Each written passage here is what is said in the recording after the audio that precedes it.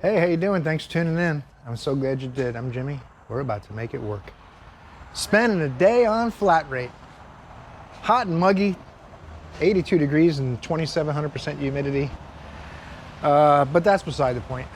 That's just the local weather, typical Central Florida morning in the summer. Used 4K on the camera yesterday. Took about 20 minutes to upload it to my laptop for one day. Usually takes about 20 to 30 minutes for the whole week. But the footage looks better to me. Tell me what you think. The audio I'm still working on. If I get close to the camera, then I have 2 audio tracks. If I back away, it's 1 audio track. And I've got the mic set as the main track, so hopefully that'll improve it. I just changed that this morning. We'll see what we can do. We'll try to make good videos for you guys. Really want to grow the community. Try to make a difference.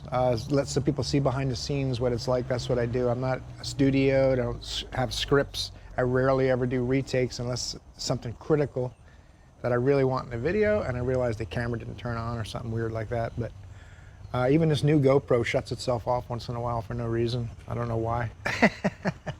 I turned off the voice control to see if that's a factor. Maybe I say the wrong word and it turns off. But anyway, enough about my problems. Unfortunately, they become your problems if I do crappy videos. It's a work in progress, that always is. We're always trying to make it work. That's how we name the channel. Let's stop flapping the trap, get in the shop, see what we can do to keep the world moving today, keep the lights on, make it a productive day. Maybe we'll even learn something and have some fun. Stay tuned. The customer said, you know what? I love my Dodge Journey. Go ahead and put the tires on it.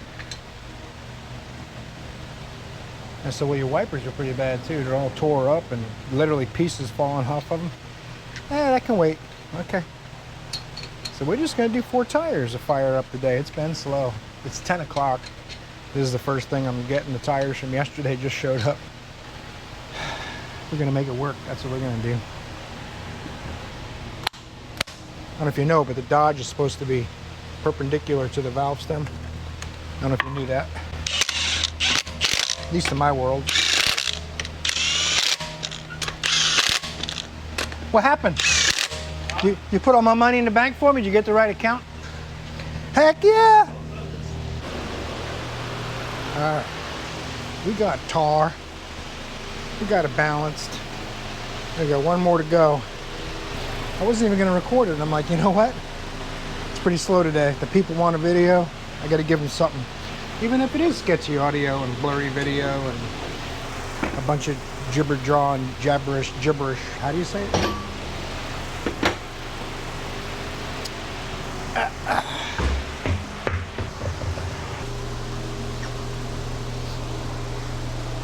Make sure the valve stem's not in the way.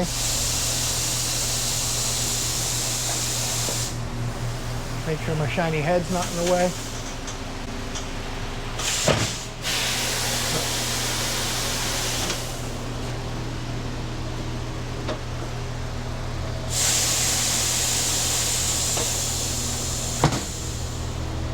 Every time I do tires, without fail, I feel a little tweak in my back every time. Luckily, so far, after, it's mostly been the past few years, but I used to never, I bust tires all day when I lurked at Pep Boys sometimes, but as I've gotten older, whew, luckily so far, after a few days it goes away, so far. I hate to go into early retirement because I mounted tires. But it's the only thing to do right now. They offered to do them for me and I said, you know what? I need that labor money. So I'll do them myself. Hopefully I don't injure myself. It's amazing what we'll risk, how much risk we'll take to make a living. It's not as safe as riding a desk and telling people you need them to sell more tires.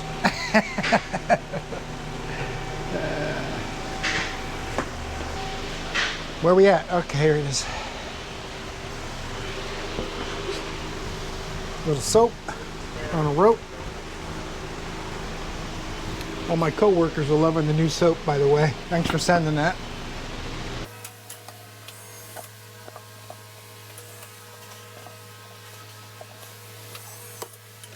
This goes back to what I talked about last week, where I saw a video, someone said the yellow dot is the light spot and the red dot is the heavy spot. It's the same part of the tire. It's the light spot and the thickest or firmest spot in the tire. I think we've been over it. You might remember. Not everyone watches every video, I'm realizing. So, matter of fact, I think only most of my videos, my day in the life of a flat rate mechanic videos at least, only get about 2,000 to 3,000 views, and less than 20% are subscribers.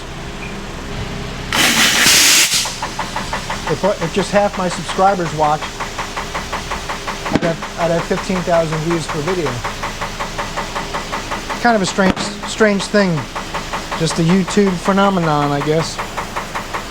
One of the weird things is they don't pay creators based on how many subscribers you get. They pay you based on how many views you get and how much of the video people watch.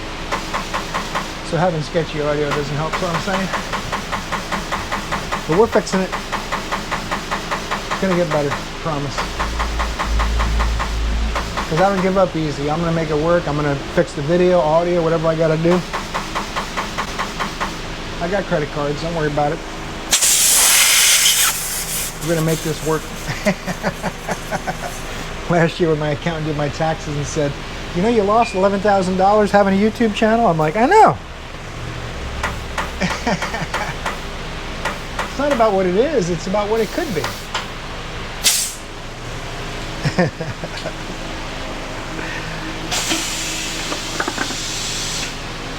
Like I said, if I didn't love doing it, I wouldn't do it anymore. If it was about the money, I'd have stopped a long time ago, because I'm not getting rich doing it, that's for sure. I just enjoy doing it, and I enjoy making new friends and learning and teaching and whatever else I can get out of it. I just enjoy it. Now, if I did happen to get rich from it, that even better. That'd be fantastic. But that's, you know, can't do it for that reason, because very few people actually manage to pull that off.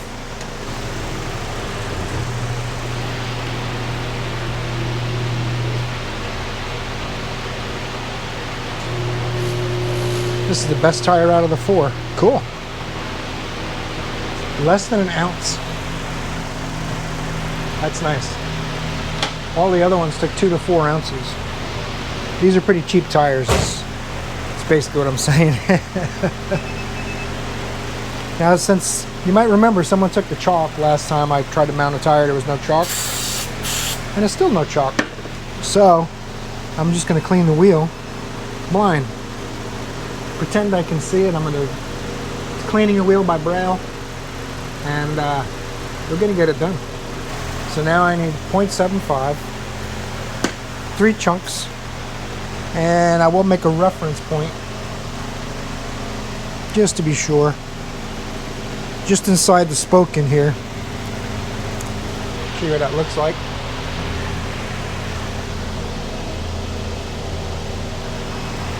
Clean more than I had to because I couldn't see what I was cleaning. I saved the old weights that we take off just because we don't have a very big weight selection.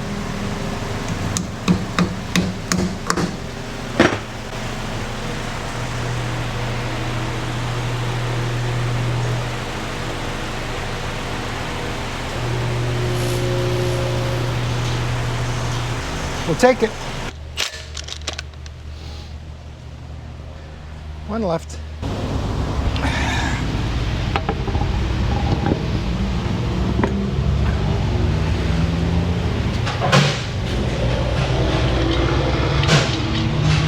That's right, you better get off that alignment rack. I got to do an alignment on this next. I had a good day yesterday, finishing up mostly last week's work. But now all that work's done.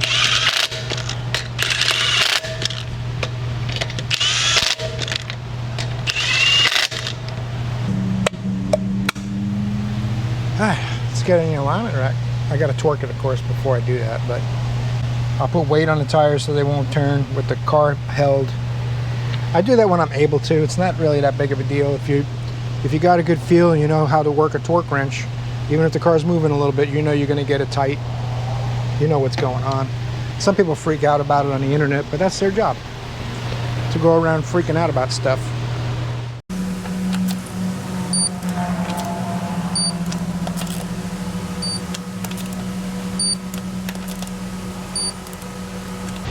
Alright, let's move this thing over to the ligament rack. Well, technically it's spelled alignment, but I'm not going to argue. This car, we put a battery in yesterday. Everybody wanted to put an alternator in it really bad. I said, well, I have seen batteries that are so bad the charging system goes, nope, I don't see a battery there, sorry. We're not charging nothing. And that's what happened with this car. We put a battery in it, 14 volts, charging good. So, ABS and brake lights on. I think this is going to have a little bit of toe in, looking at the tire wear I've had. T-Rex height.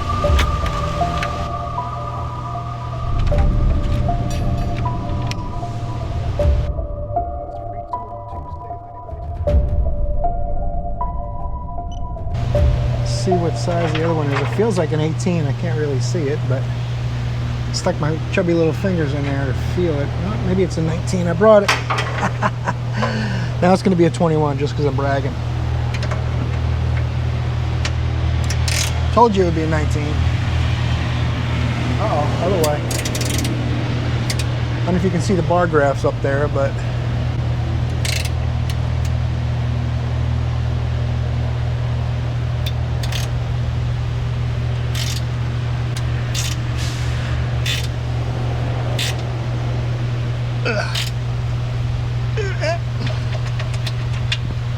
alright.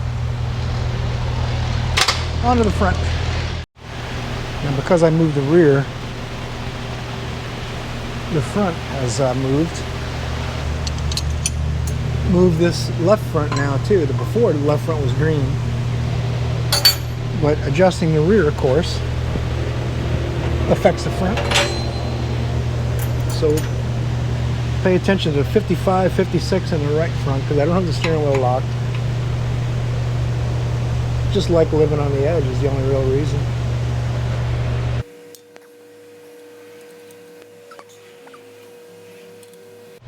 Yeah, once a little positive tone. They usually have them slightly negative, but not in this case. Tighten my jam nuts. Same thing on the other side. What I'm adjusting here is this little guy. You loosen the jam nut and then you can turn the tie rod in with a smaller wrench, which is a 13. It happens to be on this one. They're not all the same though. Ugh. Broke my jam nut loose. Now there's around 3 to 5 on the left. I'm going to try to keep it there. Hopefully it stays there. We're going to, of course, let it down and verify all that. So if it does move a little bit, worst case scenario, I got to lift it back up and give it another shot. Not like it's busy enough to really matter much. Lock nuts lock nutted. I'm taking a risk doing it this way. It's worth taking a risk because I either save time or cost myself some time, depending on how smooth it goes. Now I went ahead and printed a copy. I'll just show you what it looks like. That's the before on top and the after below. I've already sent the print to the front office.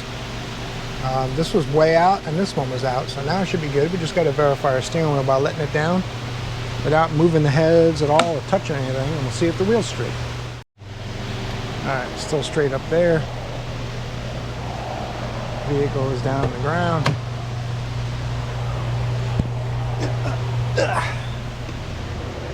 I'm going to call that a straight steering wheel, my friends. This one's done other than verifying on the road what I say on the machine. Hopefully we'll come up with something else to do today. I'm really glad I filmed some of this. Might be a short video.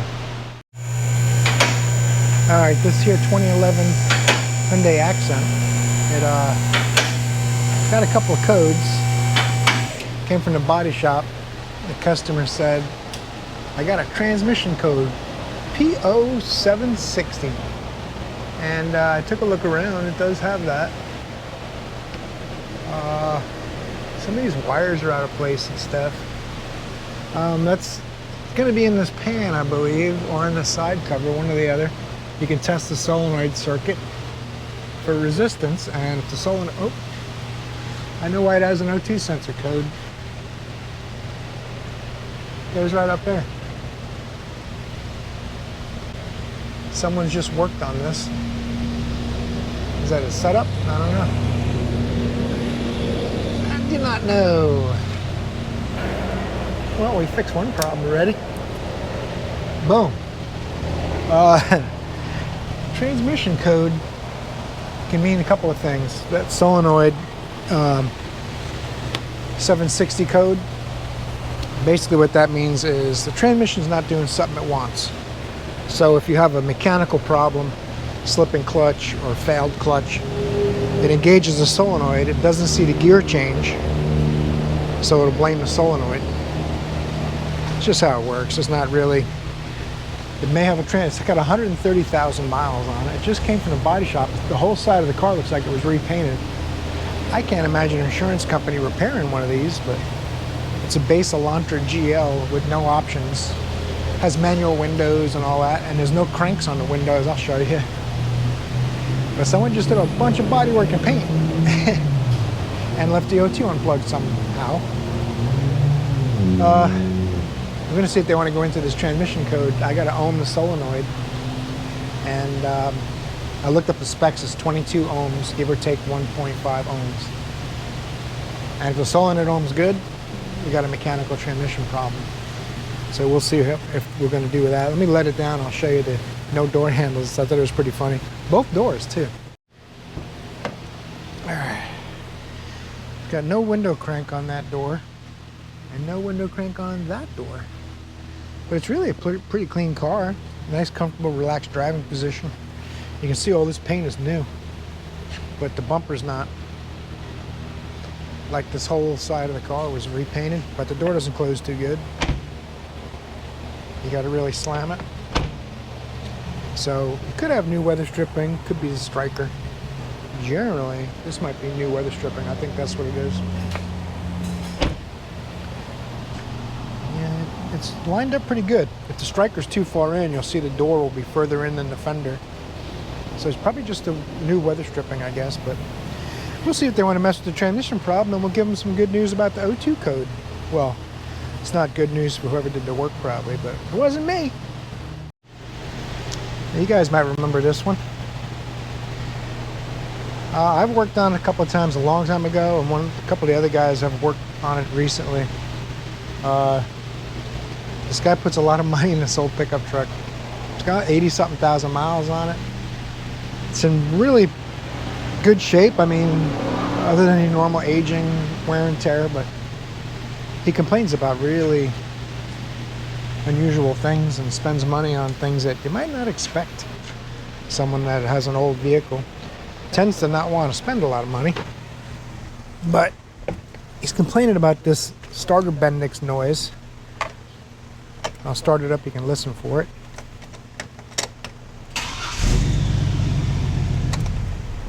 Did you hear that?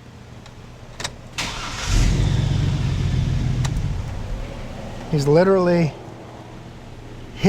complaining that the starter drive starts the engine, and when he kicks out, it goes woo.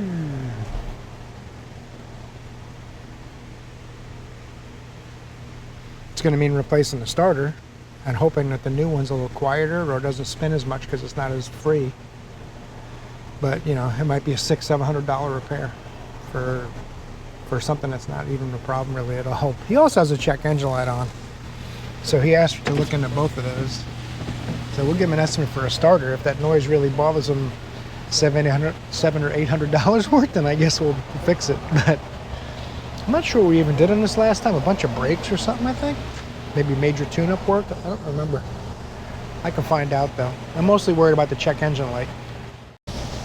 95 jobs. Someone's just done a whole bunch of work on the drivability stuff, tune-up and spark plugs, induction service, and this tablet's really slow. think. Shut up. Now, where was I? Don't worry, I'm going to edit that down for you. It's one of the things I like about the system. It keeps really good records for you, so you can know when people have a warranty or when you need to give the keys to somebody else that worked on it just recently. So it came in not starting. It got a fuel pump, induction service, spark plugs, wires, something to do with wipers, oil leak diag, cooling system, brake inspection, wiper blades. 87,000 miles.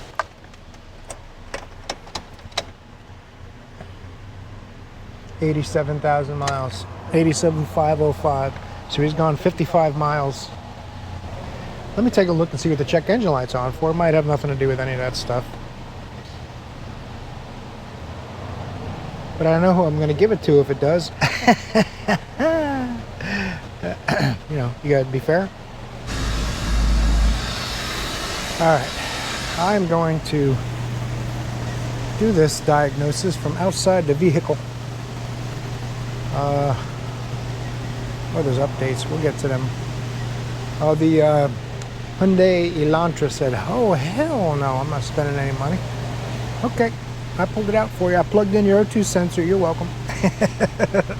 I think that's really why his light was on anyway. So, this is a 2003 Silverado with the trusted, venerable 4.3 liter V6.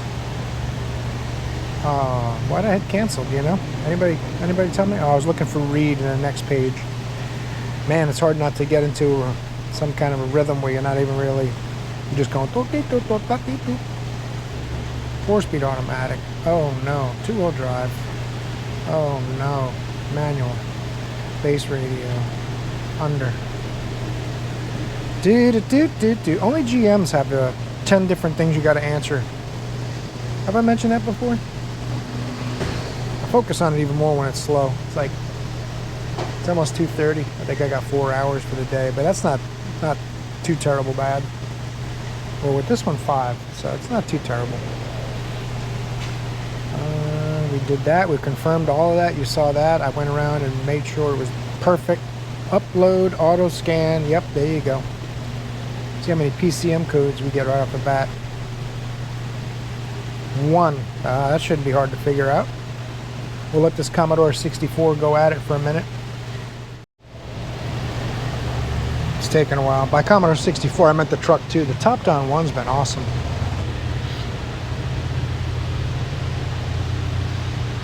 It's not the scan tool, it's the vehicle being a little bit older.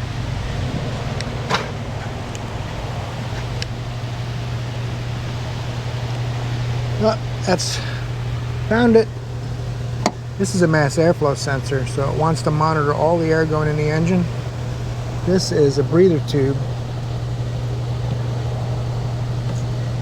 that goes on here.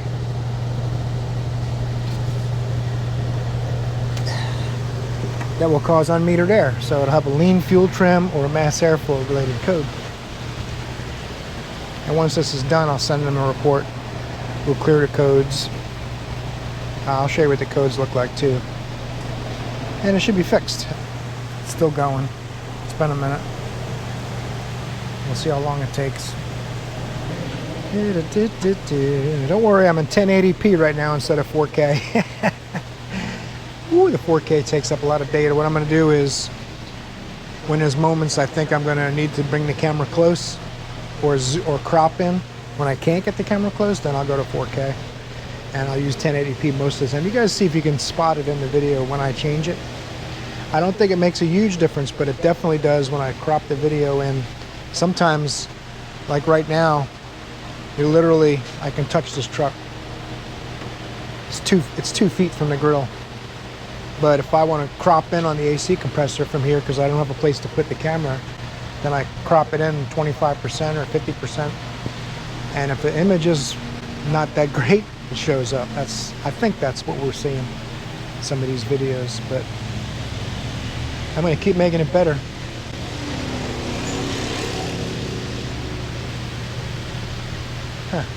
Interesting traveling vehicle. We're almost done. It's been about 4 minutes. So that's where my Commodore 64 wisecrack came in. It's actually doing way more than a Commodore 64 did, but more stuff at the same speed doesn't really get us anywhere. Report. Confirm, save, share, email. Told you it wasn't a computer.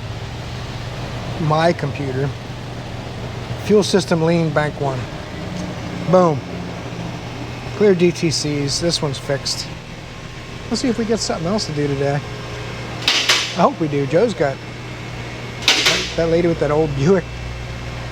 $7,100 worth of repairs. 25 hours labor. 2009. It looks like a Mercury Sable, but it's a Buick. It's a Buick. Trust me.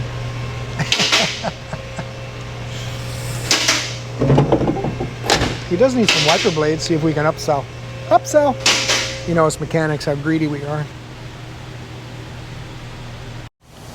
Oh man, I gotta have my Land Rover and Maserati updated. Come on now. That's crazy. Why wouldn't I have that updated? I got another car to look at. It's one of them there Chevrolets. You're getting a lot of them lately. Stacking them up. This lady says that when she comes to a light, she has to put it in neutral or park, otherwise the engine stalls. No check engine light. That doesn't mean it doesn't have any codes. So we're gonna get this bad. Oh, oh, oh, oh, ow, ow! We're gonna get this bad boy on it.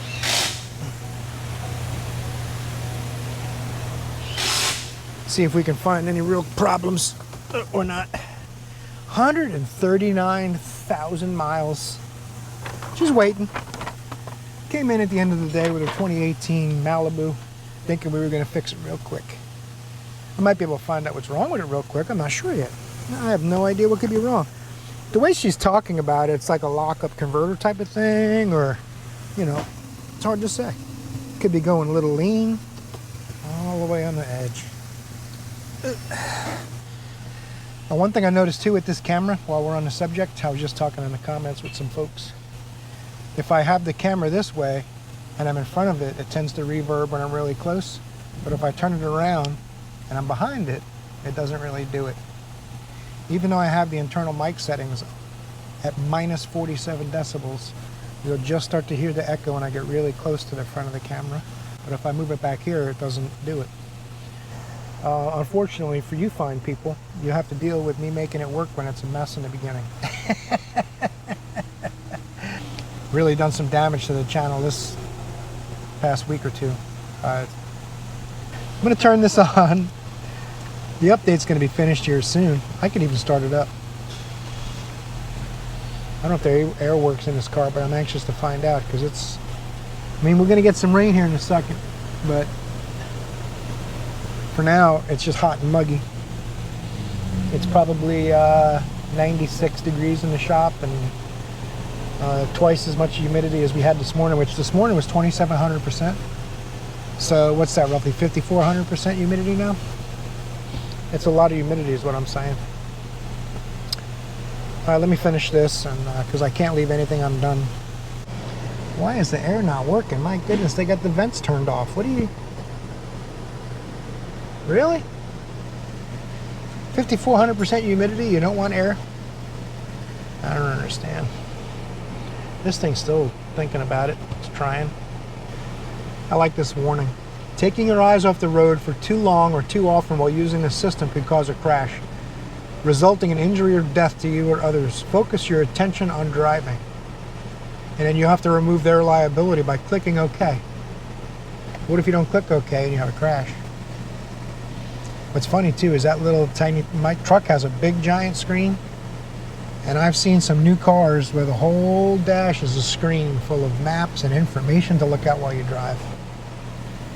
I don't understand it, but they do what they got to do to sell cars, I guess, and that's what people want apparently. I don't know anybody who really wants the whole dash to be a computer screen, but you guys tell me in the comments. You prefer a car with a very complicated and expensive computer screen dashboard?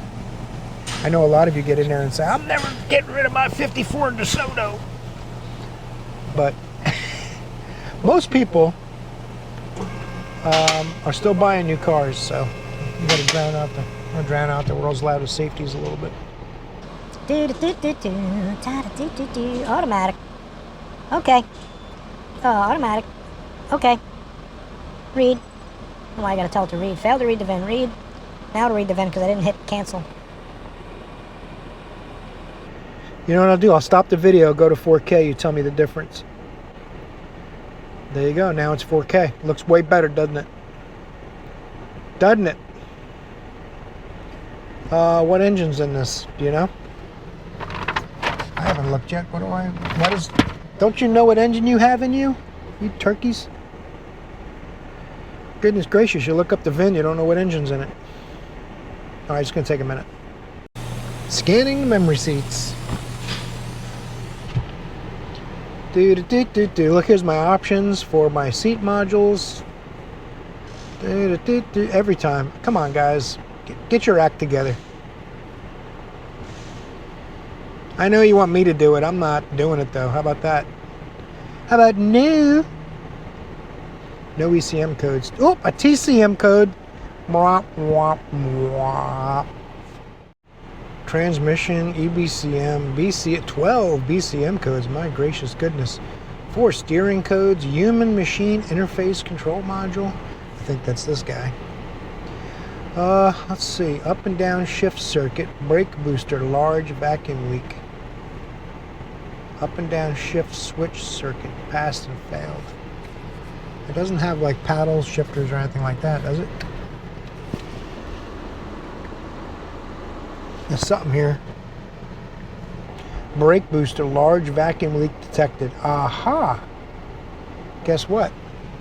Well, this should have a vacuum pump, though. It shouldn't cause stalling, though. Interesting. I'm going to make some notes on some of these tickets, on the ticket about some of these codes.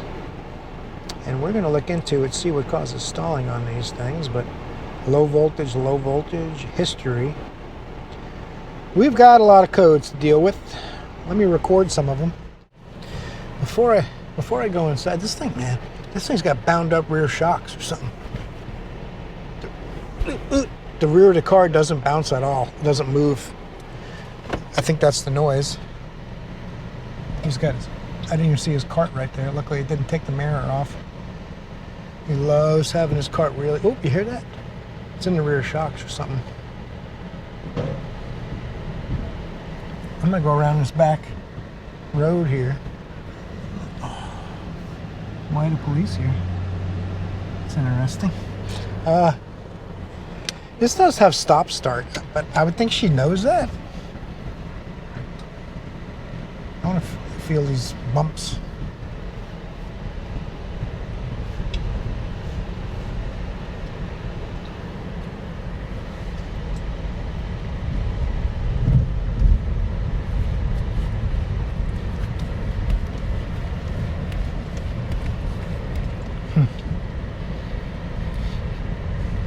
Feels like these rear shocks don't do anything, like it has no rear suspension. It's pretty funny. Let's try a stop start event. Might have to go faster. Engine's running, yes. Engine stopping, no. Hood's closed. Engine auto stop, no. I want to see some of that stuff. Brake booster, weak vacuum, no. They can't give you a seatbelt ticket in your own parking lot, right? Oh. I don't have my seatbelt on, so. Uh-oh. Yeah, it's not stop starting here. Why they pull these kids over? I wonder how often it acts up for her.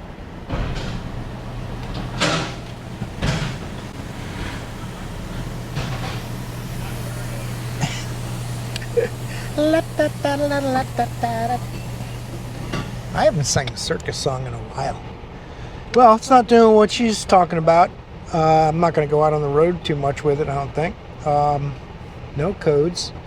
My threat to go look up front for service bulletins and problems pertaining to this, seeing that those codes could potentially be causing a problem, is going to happen right now. So I was just enjoying the AC. It's got some cold AC once you open all the vents and stuff. We'll come back to this thing. I am going to put my scanner right here so I can't go anywhere with the scanner in the car. Let's see here, 2018 Chevrolet Malibu. Malibu LT 1.5. That's what it's got. See, in this software, it shows me one engine option, but in the scan tool, it asks me about 5 different engine possibilities. That's cool. Driver control mode switch software. Doesn't look like that's going to be our problem. CO299. This is the one that really had me wondering, but it gives you a hard pedal before it ever causes engine problems because they have a vacuum pump. The sensors go bad on the booster, the pumps go bad all the time. These are the ones that can break the cam. If the vacuum pump locks up, it'll break the ear off the cam.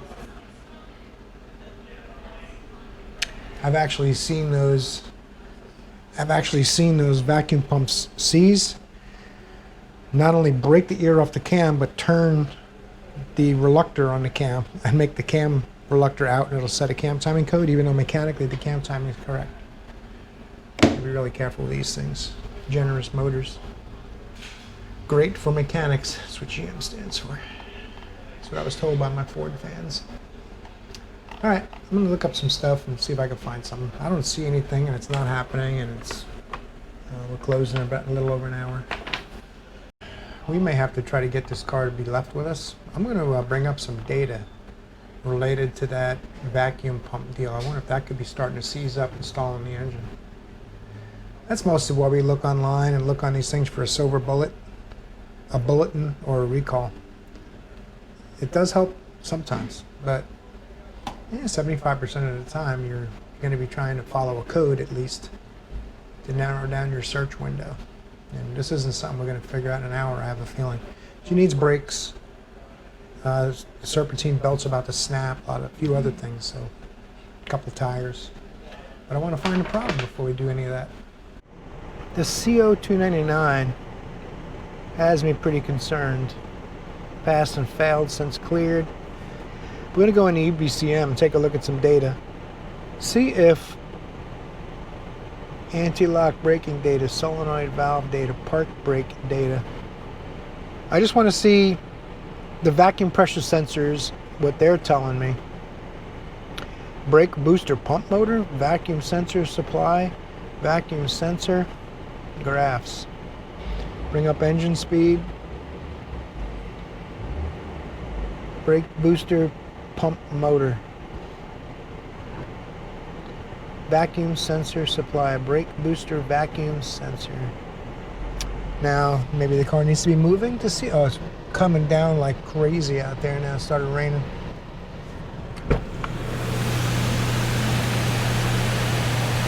Yeah. That's going to make it even more fun. Okay. Let's see if there's any other data I can find. I'm trying to, basically at this point, when you have a problem it's very intermittent, and a problem that has no codes and no check engine light, we have some other codes to deal with. I don't know if they could be related or not. So at this point I'm just going to take some guesses. I'm going to pull up some data that, like mass airflow, engine vacuum, if I can find the brake booster pump vacuum by reading the sensor in the brake booster, like, which is what I thought this would be. And I'll see if I can find something with that, and I'll try to drive it a little bit, see if it acts up. Maybe my brake vacuum drops off and the pump, as the pump starts to try to lock up, and stalls the engine. But she said putting in neutral and park keeps it running, which had me thinking more along the lines of a torque converter, but it would set a code for torque converter not releasing. So who knows at this point. I might have to have the car left and give her an Uber home or something like that, or have her bring it back when she has more time. She's been driving it, putting neutral and park when she stops at a light. So I don't know. Very strange. Seems to be the problem's 140,000 miles. We're in drive now, and it's obviously not stalling. So we could be dealing with the fact that we haven't come to a stop from driving at a higher speed where the converter's locked up, right? I'm just staying in the parking lot for now.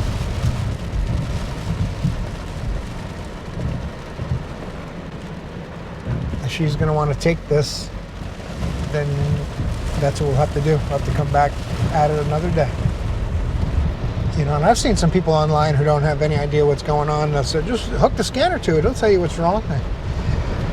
Boy, it would be nice if it worked that way. Of course, it would devalue my job, but if you're lucky, it'll give you a code, and you know, maybe 2 or 3 out of 5 times the sensor that it has a code for is going to be a problem, but it's not automatic.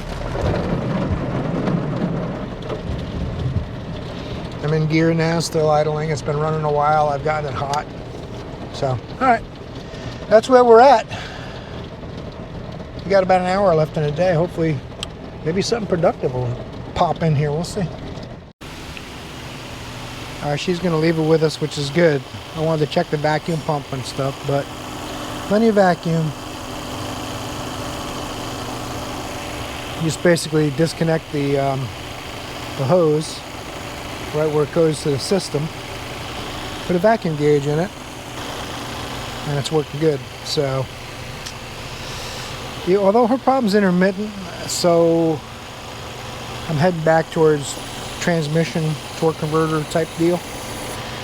All right, I just wanted to show you that. Check that vacuum pump real quick. These things are bad for vacuum pumps. If it does have something going, it's not doing it now, and that's normally not how they work. Someone was saying, what about throttle body? But a dirty throttle body wouldn't be intermittently dirty. There could be times during warm-up when it's cold or hot, or in between as it warms up. Maybe it would be more susceptible to an issue if it is all dirty, but it would do it pretty consistently from that point. So whatever it's doing, it's not doing now. And I think I need to go on the highway, or at least on an extended 45-mile-per-hour plus journey, and get the converter locked up and see if it sticks. That's what we're probably gonna do tomorrow. We are kind of a slow day today. We did a few things. We got some people fixed up and on the road. We're waiting here in the Chevy truck if he wants to do the starter for that noise. I told him I wouldn't do it if it was my truck, just based on that little noise. It's not hurting anything. It doesn't cause a problem. In any event, we'll see what happens tomorrow with some of those. Thanks for watching. Torque that like button before you head out if you would. Don't forget, we got an Amazon store and a Sticklemuse store if you need some stuff. We got some things if you're feeling spendy. And it helps pay for the camera I shouldn't have bought. More than anything, hope I see you in another video, because you're awesome.